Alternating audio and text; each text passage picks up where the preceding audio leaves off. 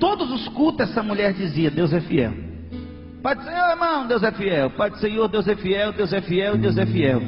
Aí eu peguei e falei assim: tem coisa errada para essa irmã dizer tanto assim que Deus é fiel.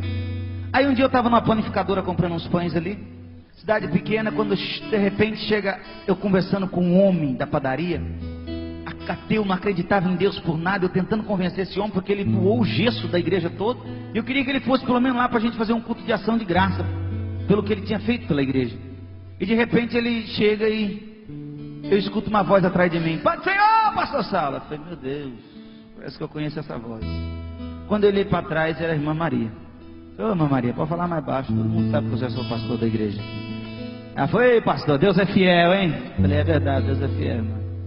Ela chegou perto do padeiro, olhou bem, apontou o dedo no nariz dele e falou assim: rapaz, esse câncer que você tem, nem sua mulher, nem seus filhos sabem, porque você está com medo de contar e abalar a estrutura da tua família. Mas Deus manda dizer para você que Ele é fiel, e se você for para a igreja, Ele vai te curar. Aí até eu bambiei as pernas, falei: não é que essa mulher é de Deus mesmo? E essa mulher continuava dizendo: Deus é fiel. E um dia eu não aguentei, a igreja foi crescendo, um dia eu não aguentei. Eu falei: enquanto a mocidade louva a Deus, a irmã Maria entra na sala minha, tinha uma porta do lado do altar. E eu, pastor com jeitinho brasileiro, eu cheguei e falei assim: irmã, não leva mal não, mas eu gostaria de fazer uma pergunta para a irmã. Ela falou: pastor, eu estou aqui para responder o que o senhor quiser, mas antes, Deus é fiel na sua vida, viu? Não é possível. Eu falei: irmã, mas justamente porque Deus é fiel que eu queria falar com a irmã. Aconteceu alguma coisa de sobrenatural para a irmã dizer tanto assim que Deus é fiel? Eu estou curioso com isso. Ela falou: pastor, aconteceu, mas antes que eu conte para o senhor, é isso aí. Ela falou: pastor, quando eu casei, eu tinha um sonho muito grande de ter filhos. E assim que eu casei, eu descobri que eu não podia ter filhos. E durante 7 anos, sobe no monte, campanha de manhã, de tarde, de noite, de madrugada, e nada. E eu sempre dizia: Deus é fiel, Deus é fiel, Deus é fiel. E depois de 7 anos, no mês eu senti algo diferente no meu corpo. Eu fui fazer o exame, eu constatei que eu estava grávida. Eu falei: ô irmã, me perdoa, pode dizer que Deus é fiel? Ela falou: não quis ouvir, vai ter que ouvir até o fim agora. Ela falou assim: minha filha nasceu, cresceu. Quando ela pegou uma idade de 9 para 10 anos, ela foi acometida de uma doença por nome de leucemia. Caiu todo o cabelo da minha filha. E os recursos que tinha em Pedregulho se limitaram. Levamos para Ribeirão Preto, que é um hospital das clínicas, perto de Pedregulho. E quando pensa que não, ela foi se definhando, foi piorando o quadro dela. E eu sempre dizendo: Deus é fiel. Diga mais uma vez para quem está do seu lado, por favor. Aí quando de repente um dia os médicos me chamaram e não teve solução. Falou: olha mãe, a gente estamos com um termo aqui para a senhora assinar. A sua filha só está viva porque ela está ligada sobre aparelhos de oxigênio.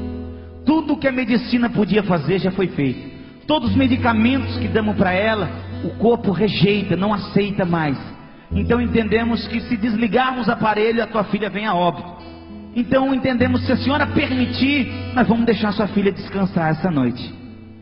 Ela olhou para mim e falou: pastor, naquele momento eu peguei a caneta e olhei bem no olho daquele médico, e começou a sair lágrimas dos meus olhos. E eu disse: doutor, a minha vida pode parecer com a de Jó. Deus pode dar e Deus também pode levar, mas todavia Deus vai continuar sendo fiel na minha vida por toda a eternidade. A promessa dele já foi cumprida na minha vida.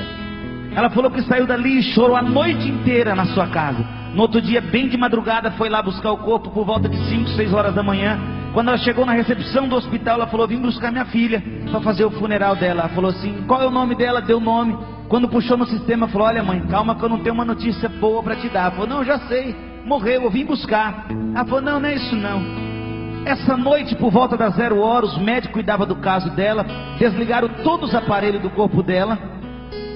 E depois de meia hora, o médico cuidava do caso dela, que estava de plantão, voltou para constatar o óbito dela. O corpo dela já não se encontrava naquele lugar. Não sabemos se pegaram. Sair andando era quase impossível ela ter saído andando de lá.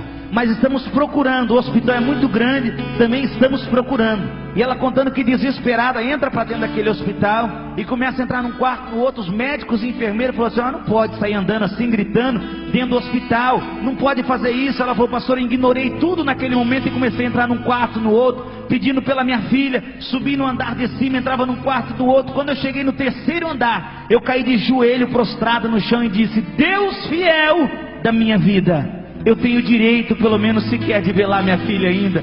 Pô, pastor, quando eu olhei para o meu lado direito tinha uma porta que não estava aberta e nem fechada, a porta estava meio aberta, e eu vi uma perninha de uma criança que correu. Na hora eu falei: a perna da minha filha, tem uma mancha na batata da perna direita, só pode ser a perna da minha filha. Mas quando ela entrou dentro daquele quarto e viu a filha dela sem cabelo, coradinha, brincando com duas crianças naquele quarto, ela caiu de joelho novamente no chão prostrada e falou: minha filha, o que aconteceu com você? A filha chega perto dela e começa a enxugar as lágrimas dela e disse: calma, mãe, eu vou contar para a senhora. Essa noite eu estava num quarto lá em cima, uns homens de branco entrou, desligou todos os aparelhos e me desejaram uma boa viagem. Disseram que eu ia sair dessa vida e nunca mais iria voltar. Despediram-se de mim, viraram as costas e apagaram a luz. Quando eu senti, meu coração foi parando de bater. Naquele momento eu falei: cadê o Deus fiel que a minha mãe falava tanto lá em casa? Quando de repente, mãe, entra um homem de branco novamente dentro daquele quarto. Ele não acendeu a luz, mas eu não conseguia ver o rosto dele porque brilhava mais do que a luz ao sol ao meio-dia. Ele chegou pertinho de mim, me pegou pela mão, colocou sentado, me deu um copo de água, e conforme eu fui beber naquela água, eu fui sentindo meus órgãos voltando a funcionar. Ele me colocou de pé novamente e falou: minha filha, pode sair correndo para dentro desse hospital. Pode correr, você está curada a partir de agora. Mas quando você vê a tua mãe, você fala para ela que eu sou fiel na vida dela, até o arrebatamento da igreja na face dessa terra. Diga mais uma vez para quem está do seu lado: Deus é fiel na sua vida, irmão.